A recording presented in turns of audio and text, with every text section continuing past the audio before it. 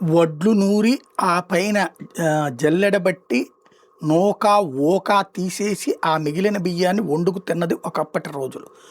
ఆ తర్వాత కాలంలో మిల్లుల్లో పాలిషుల దాకా వచ్చినాయి.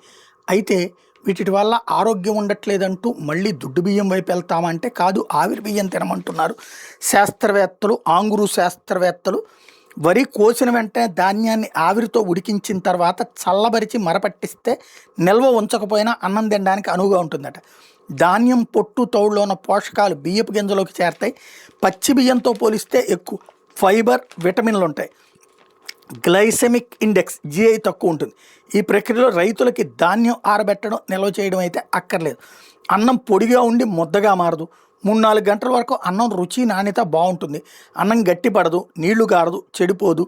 అమైలోజ్ శాతం ఎక్కువ ఉంటుంది. దీనివల్ల రక్తహీనత, విటమిన్ B లోపం తగ్గి పిల్లల్లో ఆరోగ్యం మెరుగుపడడానికి సహాయపడుతుంది. పాలిషింగ్ సమయంలో సూక్ష్మ పోషకాల నష్టం కూడా తక్కువ ఉంటుంది. కాబట్టి ఈ ఆవిరి బియ్యాన్ని తినండి అని శాస్త్రవేత్తలు చెప్తున్నారు.